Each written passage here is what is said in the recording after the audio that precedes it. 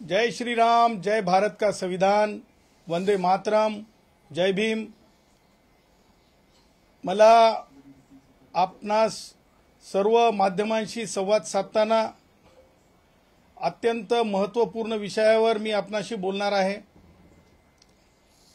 आणि हे बोलणं जे आहे मुंबईच्या दळणवळणाशी संबंधित आहे। आजचा जो संवाद आहे तो मुंबईच्या लाईफलाईनला, मुंबईच्या व्यवसायाला कशा प्रकारे अडथळा निर्माण व्हावा हा उद्देश मनोज जरंगे पाटील आणि महाविकास आघाडीचे पुढारी यांच्या उपस्थितीत हा केला चाललेला आहे। आजच्या तारखेला 29 तारीख ज्या प्रकारे त्यांनी आंदोलनाची निवडली, ह्या तारखेला गणेश भक्तांची कशा प्रकारे हेळसांड होईल हे टार्गेट ठेवण्यात आलं। त्याचबरोबर ज्या प्रकारे हे आंदोलन चालू आहे, ह्या आंदोलनाला कायद्याच्या सीमा पूर्ण तोडमरोड केलेलं हे आंदोलन चालू आहे आणि म्हणून तातडीने ह्या आंदोलनावर काय ती कारवाई व्हावी कायदेशीर दृष्ट्या, त्याकरिता आम्ही आज police director general of police, माननीय मुंबई पोलीस आयुक्त, माननीय वरिष्ठ पोलीस निरीक्षक आझाद मैदान यांना रितसर तक्रारी दिलेल्या आहेत। आज कारण कायद्याचा भंग ज्या प्रकारे झालाय, ज्या प्रकारे लोकांना त्रास दिला चाललाय, ज्या प्रकारे रस्ता रोको केला चाललाय, ह्या सगळ्या बाबी अत्यंत गंभीर आहेत। सर्वोच्च न्यायालयाने दिलेल्या शहाणी विरुद्ध सरकार या खटल्याच्या विरुद्ध आहेत, त्याचबरोबर म्हणजे त्या खटल्यात दिलेल्या निर्देशांचं पालन न करणारे आहेत। त्याचबरोबर नव्याने जे कायदा अस्तित्वात, रूल्स अस्तित्वात आले की कशा प्रकारचं आंदोलन असावं, किती लोक असावेत, त्यांची संख्या किती असावी, त्या सगळ्या कंडिशन जे मनोज जरंगे यांच्या आंदोलनात देण्यात आल्या होत्या त्यांचा भंग करून हे आंदोलन चालू आहे। मनोज जरंगे कायद्यापेक्षा मोठा नाही। जरंगेच्या गाड्या ज्या प्रकारे जरंगेचे लोक कायद्याची पायमल्ली करून मध्ये येत होते, पोलिसांसोबतच्या हुज्जती आज माध्यमांसमोर आपण पाहिल्या। त्याचबरोबर मुंबई ही आर्थिक राजधानी आहे, या आर्थिक राजधानीचं लक्ष जगामध्ये आहे। जगामध्ये ह्या राजधानीची बदनामी व्हावी, देशाची बदनामी व्हावी, हिंदुस्थानाची बदनामी व्हावी, देशात काहीतरी भयंकर आहे हे दिसावं या उद्देशानं सीएसटी स्टेशनच्या जवळ ज्या प्रकारे रस्ता रोको करण्यात येत होता, हे सगळं काही आंतरराष्ट्रीय, राष्ट्रीय स्तरावर एक अनागोदी दिसायला यावी, काहीतरी अघटित घडवण्याचा उद्देश, पोलिसांना त्रास देऊन पोलिसांकडून कारवाई होईल आणि त्यातून विक्टिम कार्ड खेळता येईल, हे सगळं कुभांडित आहे आणि त्यामुळं तातडीनं कारवाई होणं आवश्यक आहे।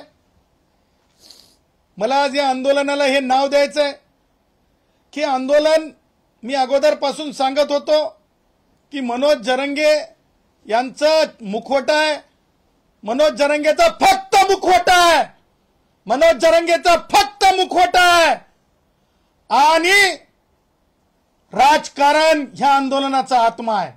राजकारण ह्या आंदोलनाचा आत्मा आहे, हे आज दस्तूर सिद्ध झालेलं आहे।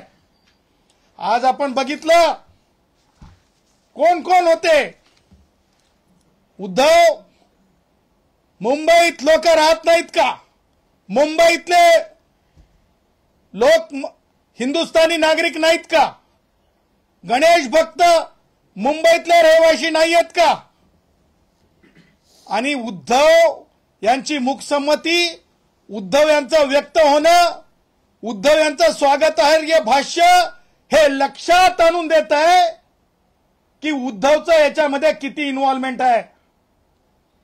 कारण उद्धवचे जे लोकप्रतिनिधी आहेत, संजय जाधव खासदार आहेत, हे त्या मंचकावर जातात, मग उद्धव अगोदर पाठिंबा नाही, पाठिंबा हो नाही, पाठिंबा हो नाही, हे काय नाटक होतं का? अर्थात शिवसेना उद्धव ठाकरे गटाचं सुद्धा हे आंदोलन आहे का? हे उद्धव ठाकरेमध्ये दम असेल तर उद्धव ठाकरेंना आता सत्य बोलावं, उद्धव ठाकरेमध्ये दम असेल तर उद्धव ठाकरेंना सत्य बोलावं।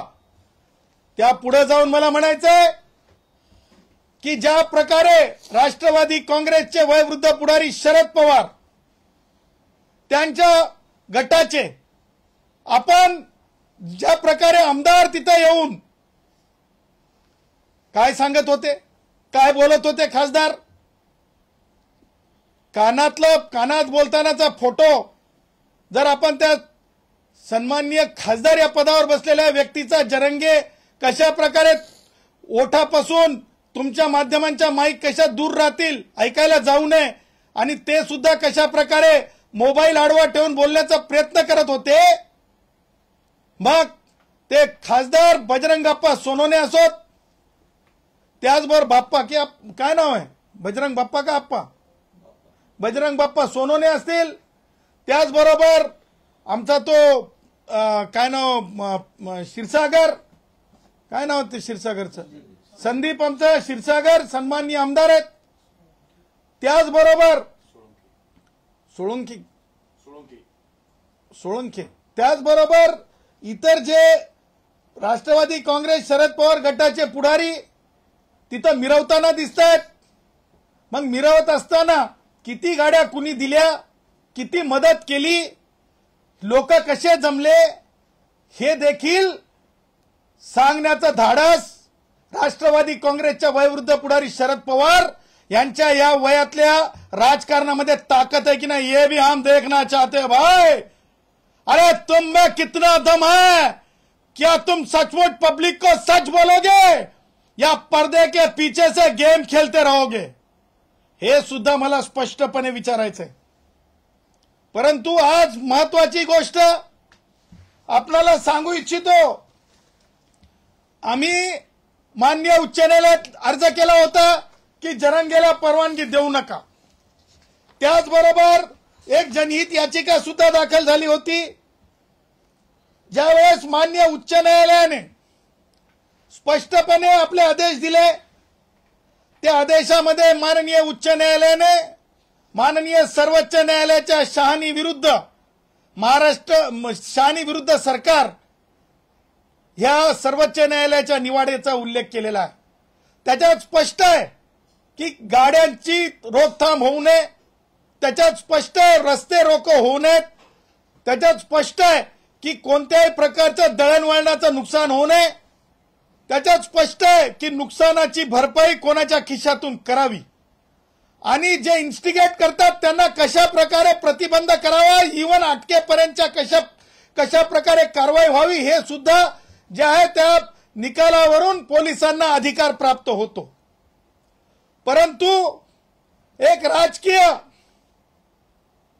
मला सांगायचं की शेतामध्ये ज्या प्रकारे आम्ही गुराखी साहित्यातले अभ्यासक, गुराखी साहित्यातले वाचक, लेखक असल्यानं शेतामध्ये बुजगावणं जसं उभं केलं जात आहे तसं एक बुजगावणं उभं केलंय।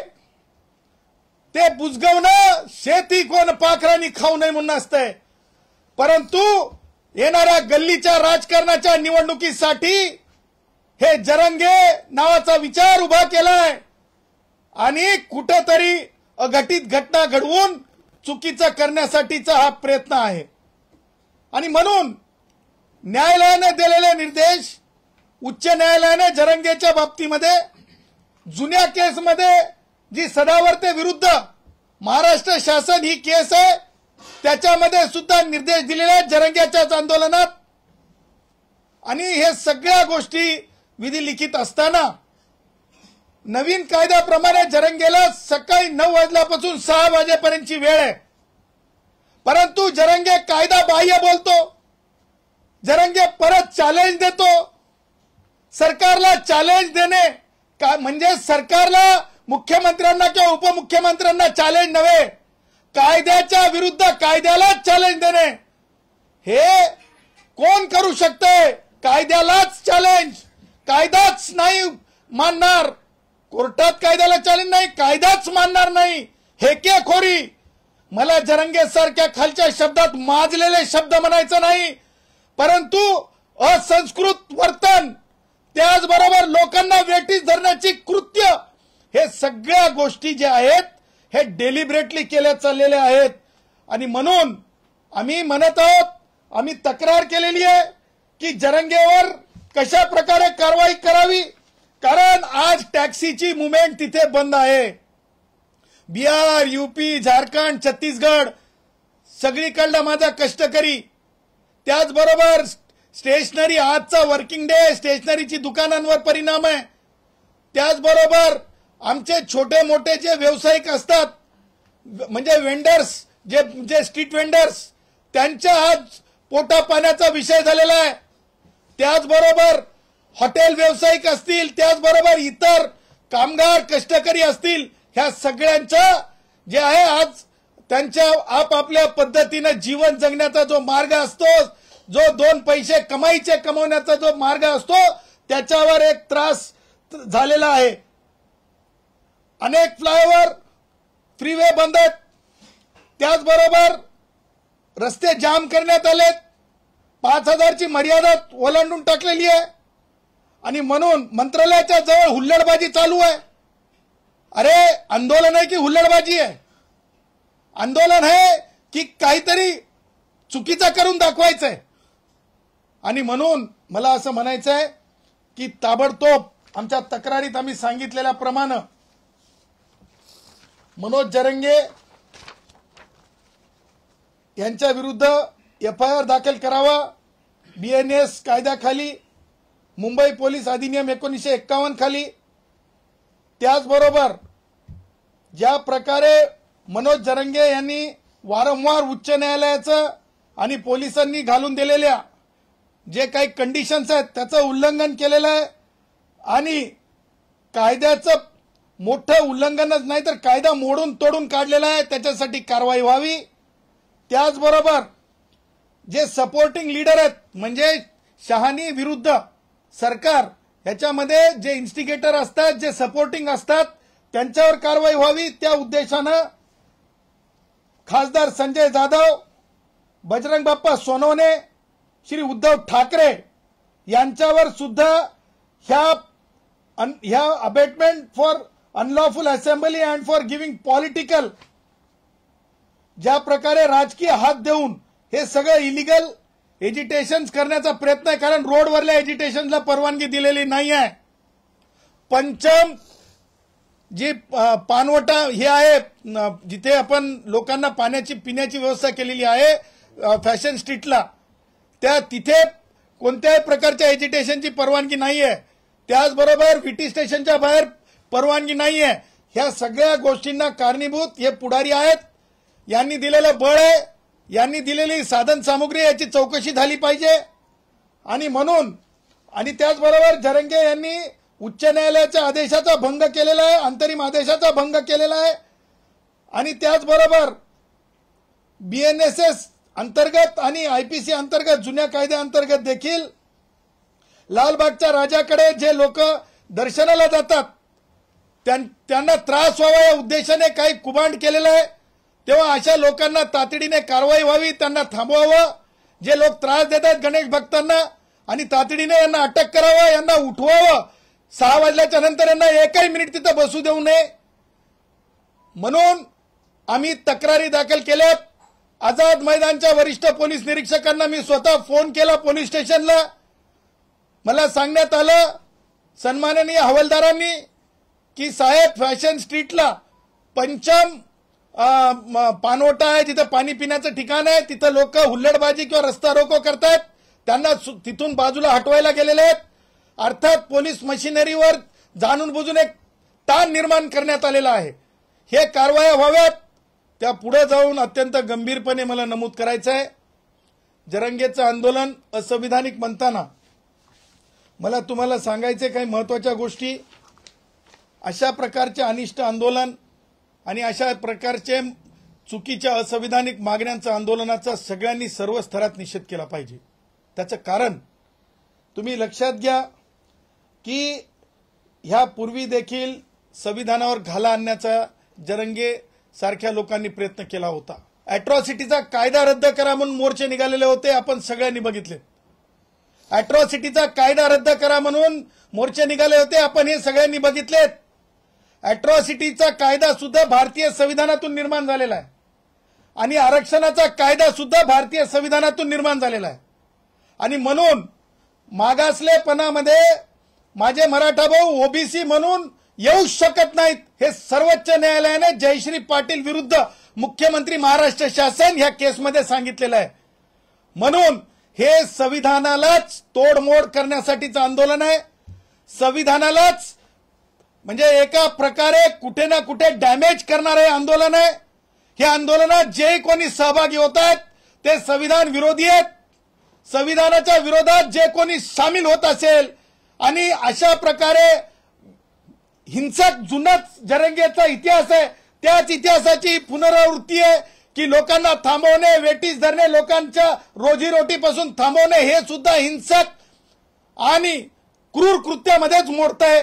तेव्हा ह्या अशा संविधानाला तोडमोड करणाऱ्या संविधानाच्या विरोधातल्या ह्या आंदोलनाला आपण असंविधानिक कृत्य करणारं आंदोलन, संविधान विरोधी आंदोलन, देशहिताविरोधी आंदोलन, देशाच्या राष्ट्रीय एकात्मतेच्या विरोधातलं आंदोलन आणि म्हणून यांना तातडीने अटक करणं हे अत्यंत आवश्यक आहे अशी मागणी देखील मी करतो. आणि मी हे बोलत असताना मी कायदेशीर आणि पुराव्यानिशी बोलत आहे हे मी तुम्हाला डंके की चोट पे आपल्या माध्यमातून पोलीस अधिकाऱ्यांना सांगत आहे.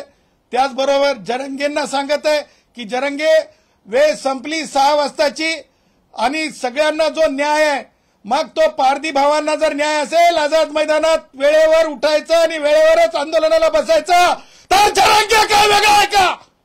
जरंगे काय कोणी लागून गेलाय का? मग ते खासदार भेटायला येतात म्हणून विशेष व्यवस्था भारतीय संविधानामध्ये नाही. एसटीतल्या कष्टकऱ्यांना जर तिथं बसू दिलं नव्हतं, 124 प्रेत झाल्याच्या नंतर उद्धव मुख्यमंत्री होते, उद्धव तो दिवस आठवायचा कशा प्रकारे एसटीतले कष्टकरी जेलमध्ये डांबले होते बसता येत नाही म्हणून. आणि म्हणून जर एसटीतल्या कष्टकऱ्यांना जर जेलमध्ये डांबलं जात असेल एका आरोप करून, हे तर सत्य आहे की कुठे कुठे रस्ता रोको केले आहेत, हे तर सत्य आहे की कशा प्रकारे मुंबईला वेटीस धरण्याचा प्रयत्न जरंगे करत आहे.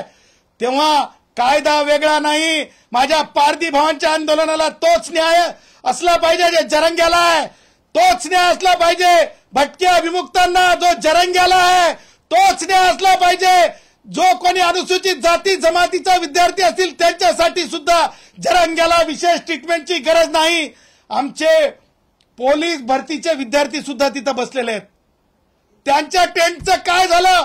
मला काल त्या विद्यार्थ्यांनी फोन केला, सर आम्हाला न्याय मिळत नाही, जरंगे म्हणतो न्याय घेतल्याशिवाय जात नाही, आम्ही इथे उपाशी बसलोत.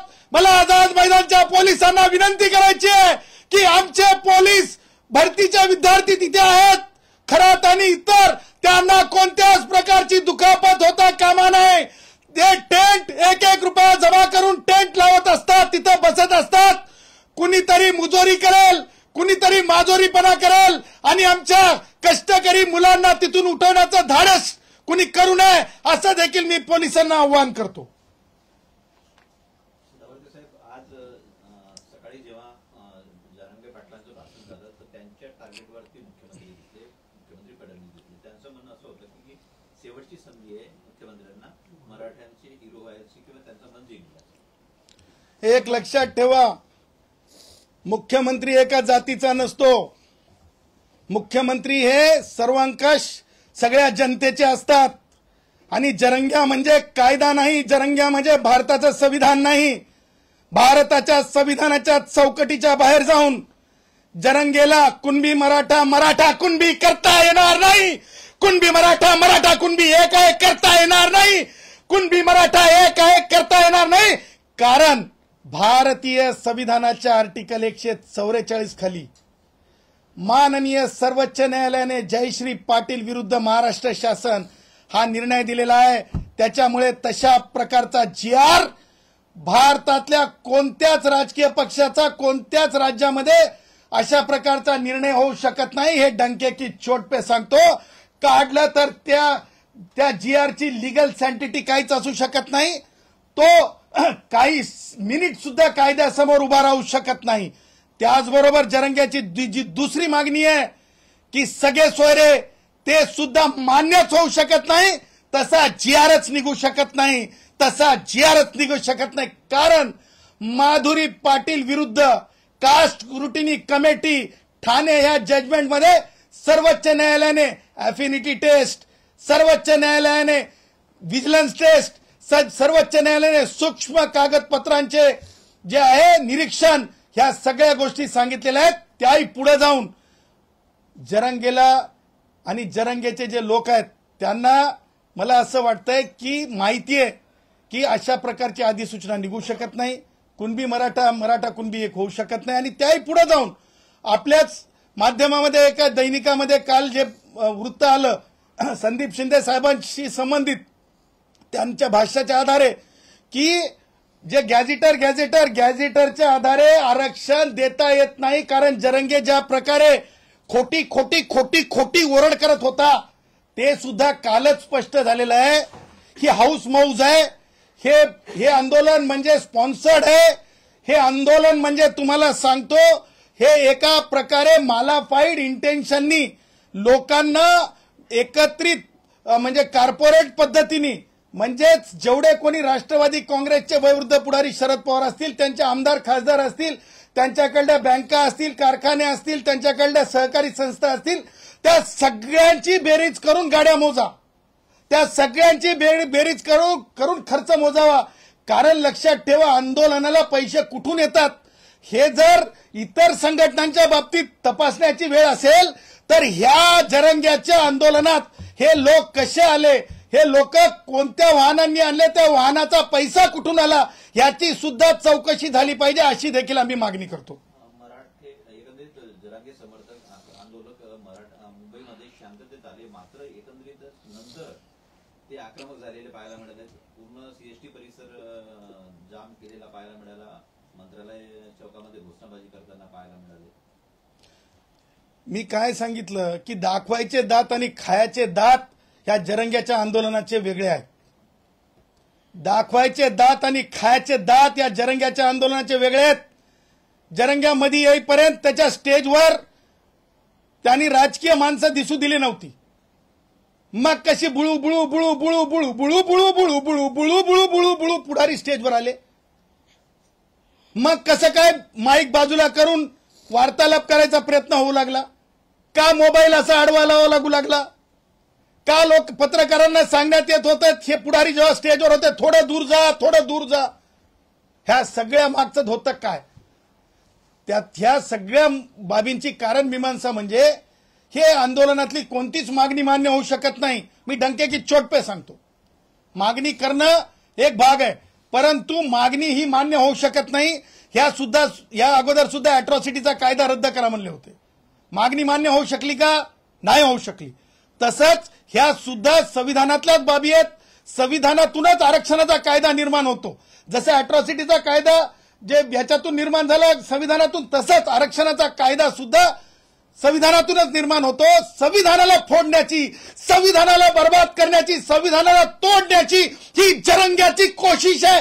मी महाराष्ट्रातल्या तमाम माझ्या मराठा भावांना, महाराष्ट्रातल्या तमाम वंजारी भाऊ असतील, धनगर भाऊ असतील, बौद्ध भाऊ असतील, मातंग भाऊ असतील, त्याचबरोबर ओबीसीतले सगळे मायक्रो ओबीसी असतील, कुडमुडे जोशी असतील, ब्राह्मण भाऊ असतील, सगळ्यांना मी हात जोडून विनंती करतो, ही वेळ आहे आपण उभं राहण्याची, ही वेळ आहे आपण सरकारला सांगण्याची की अशा प्रकारे आरक्षण देता येत नाही. भारतरत्न डॉक्टर बाबासाहेब आंबेडकरांनी जरंगेसारख्या मागण्यांवर आरक्षण देण्याचा कायदा केलेला नाही. त्यामुळं सगळ्यांनी आवाज दिला पाहिजे, आपापल्या माध्यमातून सांगितलं पाहिजे सरकारला विविध मार्गानं. बौद्ध भावांना मला सांगायचंय, हीच ती शक्ती होती अॅट्रॉसिटीचा कायदा रद्द करा म्हणणारी. डोळे उघडा, कानांनी ऐका, वर्तन बघा आणि कायदेशीर आपण उत्तरं द्या. सरकारला पत्र लिहा, सरकारला सांगा की ह्या जरंगेचं ऐकू नका आणि सरकारने सुद्धा हे जरंगेचं कोणतंच ऐकावं अशा मागणीतलं नाहीये. कारण जरंगेची आणखीन एक मागणी आहे. जरंगे एक मागणी मान्य करून उठून जाईल. कारण जे लोकांवर गुन्हे दाखल झाले होते अंतरवाली सराटीमध्ये, ते कोण व्यावसायिक होते, कशाचे व्यावसायिक होते हे फार महत्वाचं आहे. रेती किती, ब्रास टिप्पर किती आणि त्यातले लोक किती, गुन्हे किती आणि तेवढं तरी सोबत घेऊन जाण्याचं धारिष्ट जरंगे दाखवू शकतंय. तेव्हा ते गुन्हे सगळे पोलिसांवर हल्ला केलेले आहेत. ते गुन्हे जरंगेच्या अंतरवली सराटीतील पोलिसांवर केलेले हल्ले आणि झाकीर नाईक आतंकवादी हरामखोर ज्या आझाद मैदानामध्ये त्यांनी ज्या प्रकारे पोलिसांना धारातीर्थ केलं, तर दोन्ही गुन्हे सारख्याच स्वरूपाचे आहेत. तेव्हा कोणताही गुन्हा वापस होता कामा नये, कोणत्याही प्रकारचे गुन्हे वापस घेता कामा नये असं देखील विनंती आम्ही पोलीस आयुक्त, पोलीस महासंचालक, ऍडिशनल चीफ सेक्रेटरी, गृह विभाग यांना सुद्धा करत आहोत. परवानगीनुसार आज 6 वाजतापर्यंतची वेळ आहे, मात्र जरांगे म्हणतायत की आरक्षण भेटेपर्यंत मी मुंबई सोडणार. जरंग्या कायद्यापेक्षा मोठा नाही. मुंबईची लाईफलाईन जर थांबवली जात असेल तर आता आम्ही तक्रार दिलेली आहे. वेळेची वाट पाहिली जाणार नाही. कारण बॉम्बे हॉस्पिटल त्याच भागामध्ये आहे, कारण जे हॉस्पिटल त्याच भागामध्ये आहे, कारण जीटी हॉस्पिटल त्याच भागामध्ये आहे, कारण सेंट जॉर्ज हॉस्पिटल त्याच भागामध्ये आहे. अँब्युलन्स ची जी हे असते हे जा, त्याचबरोबर अति महत्वाचे व्यक्ती एम्बॅसीज आहेत, जॅपनीज एम्बॅसी आहे त्याच भागामध्ये इतर देशाचे एम्बॅसीज आहेत. ह्या सगळ्या त्याच भागामध्ये माननीय उच्च न्यायालय आहे, त्याच भागामध्ये सन्माननीय मॅजिस्ट्रेट कोर्ट आहे, त्याच भागामध्ये स्मॉल कॉजेस कोर्ट आहे, त्याच भागामध्ये मानव अधिकार आयोग आहे, त्याच भागामध्ये लोकसेवा आयोग आहे, त्याच भागामध्ये वरिष्ठ आणि महत्वाची कार्यालय आहेत, रिझर्व्ह बँक ऑफ इंडिया आहे, त्याच भागामध्ये तुम्हाला सांगतो नेव्ही, त्याच भागामध्ये ज्या प्रकारे म्हणजे मिलिटरीचे ऑफिसेस आहेत. तेव्हा आणि सर्व अधिक आस्थापना, जागतिक आस्थापना म्हणजेच नेव्हीशी संबंधित आस्थापना, बिझनेसच्या संबंधित आस्थापना, त्याचबरोबर वेगवेगळ्या याच्या कंपनीज, एरोप्लेन कंपनीज त्यांची ऑफिसेस आहेत, आंतरराष्ट्रीय समुदाय आहे तिथे आणि हे सगळं ठरवून केलं जात आहे. तेव्हा हे तातडीनं हे सगळं जो काही चालवलेला म्हणजे बालिशपणा नाहीये, हे ठरवून जे लोकांना वेटीस धरण्याचा कार्यक्रम आहे हे तातडीनं थांबला पाहिजे.